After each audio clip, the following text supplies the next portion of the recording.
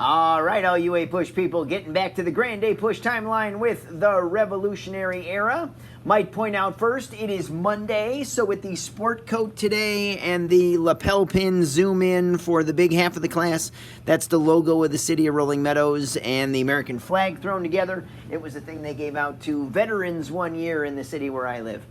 So anyway, in this revolutionary period, we're going to pick up where we left off in the last screen with the French and Indian War ending in 1763. Remember again that from the British perspective, this is a war that is fought on behalf of the colonists, in defense of the colonists, and it was super expensive, so they say, well, you colonists are going to have to help pay for this. And so a string of the acts that come through this particular period that kind of revolve around taxation, the cause of those was basically this French and Indian War. We're going to say the Revolutionary ends in 1783 because of the Treaty of Paris, one of the many treaties of Paris, but this one in particular is signed between Britain and the former colonies, in which Britain will recognize the independence of the United States and turn over all the British territory going over to the Mississippi River and south of Canada. So, what are the events that you need to know in between the end of the French and Indian War and the Treaty of Paris that ends the Revolutionary Era? We're going to start with the Stamp Act in 1765.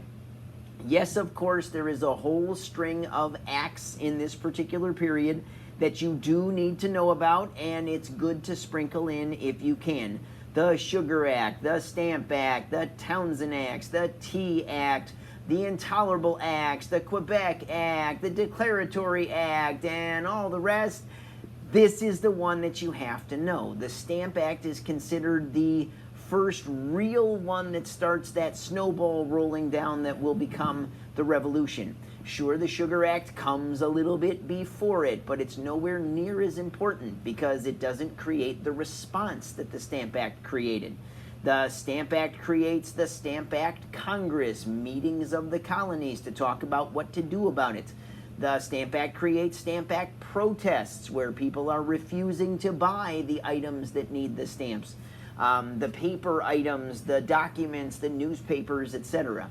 So this Stamp Act, of all the acts that we're going to talk about, is considered the first link in the chain of events that's going to become the Revolutionary War. Now, aside from the acts, what are the other links in the chain? Well, in 1770, we're going to get the Boston Massacre. We're going to get a group of residents in Boston who are not happy about the British troops being stationed in Boston. And one late winter night, things get out of hand, and the British troops do end up open firing on the crowd, killing 6 people, the most famous of whom was Crispus Attucks. So that's a big important link in the chain as we talk about the story of the Revolutionary Era. 3 years later, we're going to get the Boston Tea Party. This is a baby event to throw into your long essays and your short answers. Everybody knows the Boston Tea Party. It's like the most obvious thing here. But, got to admit, it's important enough that even though it's baby easy, I'm even putting it here on the Grand A-Push timeline because it is one of those big events. It's going to lead to the British response called the Intolerable Acts, which is going to lead to the calling of the First Continental Congress, and you can see things going from there.